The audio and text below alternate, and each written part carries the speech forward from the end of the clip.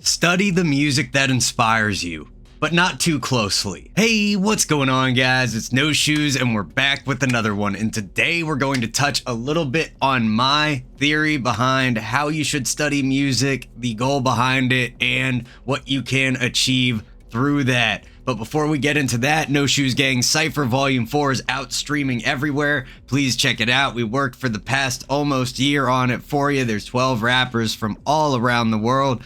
I can't wait for y'all to hear it if you haven't already, so go check it out. It's in the link tree in the description. All right, so music study. The how, the why, the when, the what, the whatever you need to know about it. This is my theory behind it. And if you're looking for any of the evidence of this theory, please check out all of the reactions on my channel, the over 1,000 some odd videos that I did reacting as part of my study. Where one of my first big beliefs is that a wide and shallow understanding is best. And where I'm going with this is, if you watch my videos and you watch somebody like Knox Hill, you're going to notice something very different between our styles.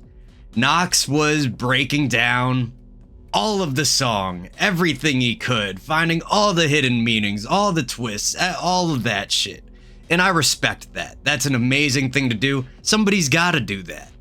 But for practical use as an artist, unless you are trying to make a facsimile, a copy of someone's song, knowing that much about it really isn't super useful to you.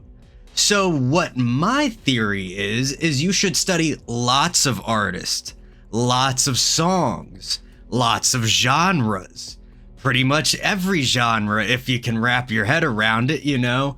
Listen to what you enjoy, but there's also an academic portion to this.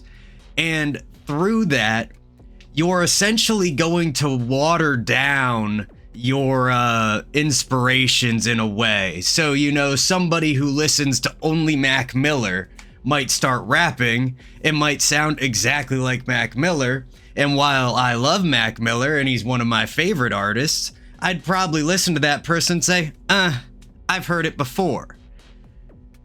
But when that person listens to Mac Miller and Aesop Rock and ambient music by Brian Eno and reggae by Stick Figure and, you know, classical music or bluegrass or you name it, and you spread out all of those various pieces. You start listening to the Rolling Stones because Method Man was inspired by some of their music. You start listening to, you know, the Beatles, whoever it is, whatever genres, you know, whether it's punk or classic rock or wherever you find yourself going for your study, regardless of what genre you intend to create, that will benefit you because now you have much more context. You will be able to synthesize all of those artists, all of those little bits and pieces that you liked from each of those different styles, each of those different people, and you will inevitably create a much more original sounding, voice for yourself, or a final product for yourself with your song.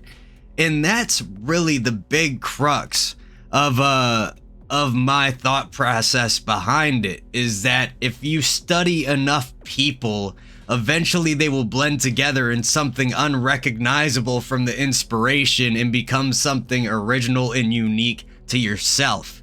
You know, for example, when I showed people Dabda, or, you know, even No Shoes Gang Cypher Volume 4, my verse specifically, or whoever, you know, whatever else I'm showing them that I've worked on, over time, I've noticed that certain songs will get people to mention certain artists. But then within that, the people who have the context for different artists will hear different things.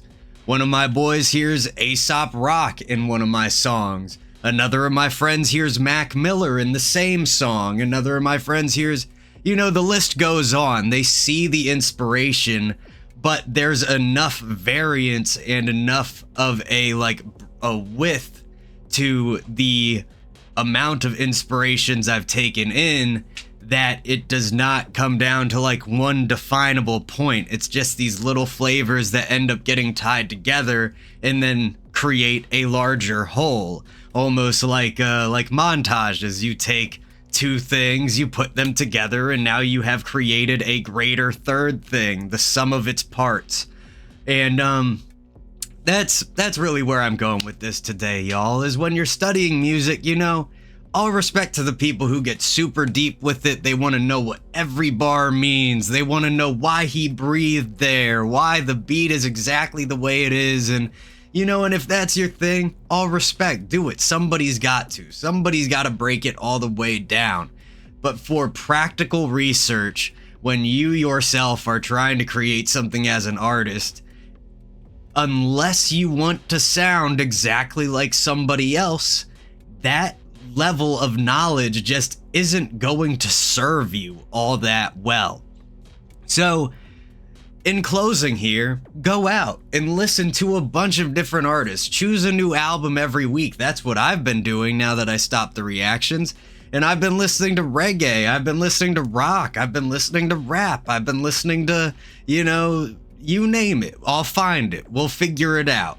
But I hope that was helpful to some of y'all, maybe gives a little bit of a view into my perspective and how I work as an artist behind the scenes. I hope you guys enjoyed that. Much love to everybody in the No Shoes Gang. If you want to see a video about the making of No Shoes Gang Cypher Volume 4, let me know in the comments down below. If you got any other ideas for future videos, let me know down there as well. Don't forget to hit like, hit subscribe, and hit that bell.